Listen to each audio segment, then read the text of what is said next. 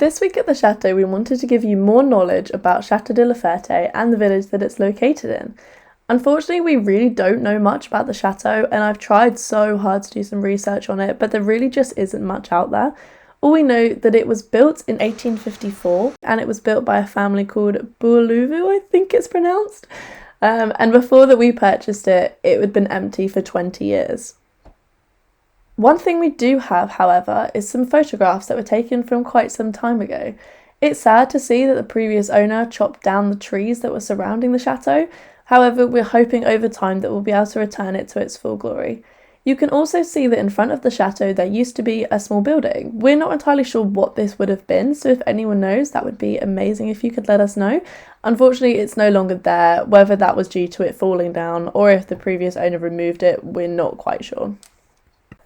So, Chateau de la Ferté has 10 acres of land in total, and it is located in a village called Saint-Denis-de-Gastines. I think that's how it's pronounced. I apologise for my French. The village is really small, and as of 2019, it was only home to 1,800 people. And most chateaux that you see are kind of tucked away by themselves, and this one is on the edge of a village, which is quite unusual, but we love having our chateau here as it makes life so much more convenient. We've also gotten to know our neighbours really well and some of the shopkeepers, and it's just great to be involved in a small community. So although the town is very quiet, we do have the Arf1 concert every year, and that's basically a festival that attracts about 17,000 people. So occasionally the town can get quite lively. So I thought I'd just give you a glimpse of our village where we are. There's not a lot of things in the village, it's quite a small village thankfully. Beautiful church, but most villages have churches in every single one, and they always put them at the top of the bloody hill. So if I ever go out running and through all the villages, as soon as I see a church, I know that's it, I've got a hill coming. So yeah, as I said, very minimal services in here. So we had the hairdressers you just saw. We have a very small restaurant on the right hand side. Can't have a village without a local bar in front of us. And oh, there's Carol in the distance, and she's on her way down to the patisserie. No, the boulangerie actually. Which is where we're going now. So I do most mornings to get my almond croissants. And this way I'm going to end up looking like one, but they're worth it. One bank, and then we have the mairie on the further down, the council if you like. And then we have pharmacy, and that pretty much is our village. Welcome to Saint-Denis-de-Gastines. Welcome to Catherine, who's our baker.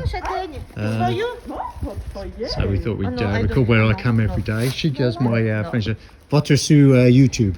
It's for you. It's for we have a present. Because I close tonight. Oh, pourquoi? Vacances, holiday. Oh, ouais. Alors. Une semaine? 2 semaines? Non. 4 jours. Oh, 4 days. Oh. Ouais, le vacances. Oh no! Non, je vais, what am I going to do for almond croissants? Croissant amande. Croissant amande. Désolé. Oh no! Big. No, it's fat. Because I want to go. My sister. Thankfully, Catherine speaks a bit of English, alors, so we don't have to be fluent at all. Oh, sud. Ouais. Alors je pars ce soir. Oh, c'est loin. Ouais. C'est loin, oui, très loin. So, it's for you parce que so, because je vais le mettre à la poubelle. Enfin, je vais jeter. Je préfère, c'est pour toi.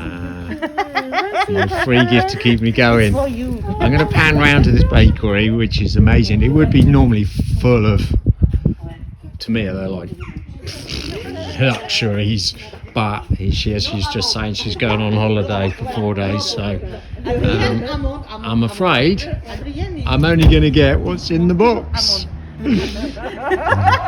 Yeah, merci beaucoup. Non, pour moi. Non, que pour Carole. Adrienne, amande. Parfait. Croissant, amande. Okay. Thank you very much. No problem. Ouais. Yeah, bientôt. Oui. Right, so now we're at the mairie, which every town village has their own mairie. You can always tell which buildings the mairie is. It's probably one of the most looked after building in the village. They're always gorgeous to look at and historical. They usually have some lovely restored old buildings. But yeah, there is our mairie. All decisions made, planning permissions, etc. That's where we go. And on the side, as you can probably see with the yellow marker, is the post office. We scan round,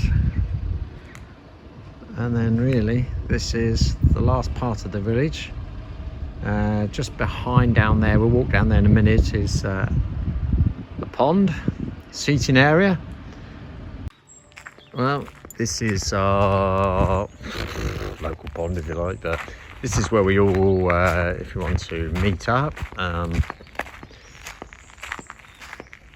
picnic in the evenings, although it's getting a bit chillier now. As I wander down here, there is a lavoir. I guess you could say similar to the one that's outside our main front door on our chateau. This is looking in a bit better state than ours.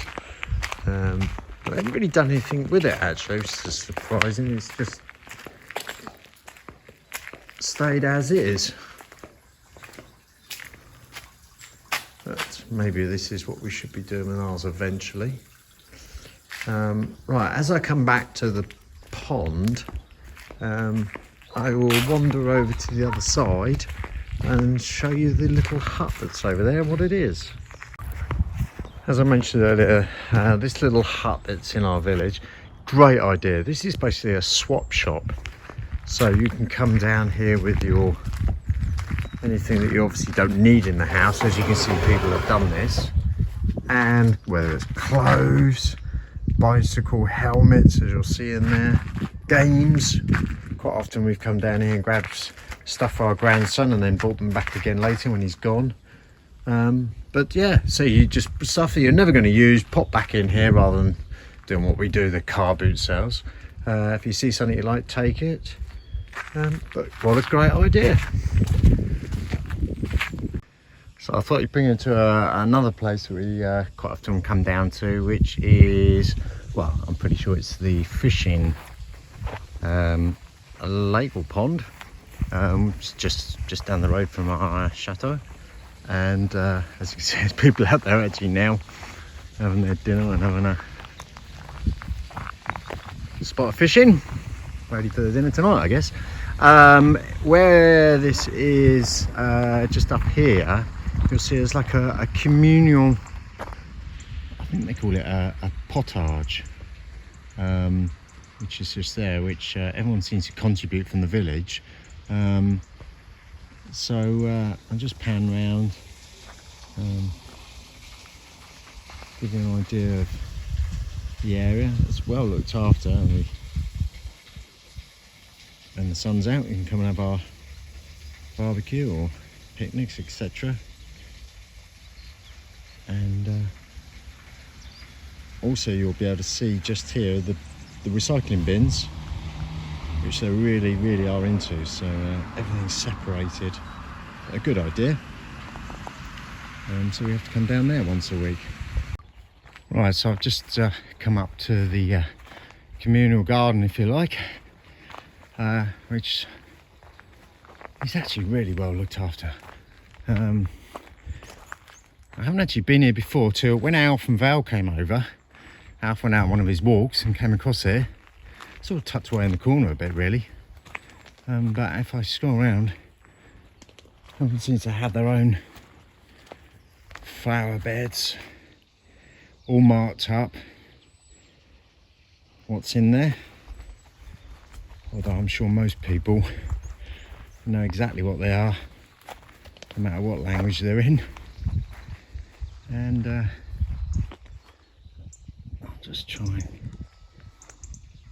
scroll around a bit slower so you can get an idea of what's been going on here. As you can see in the distance, there's the pond.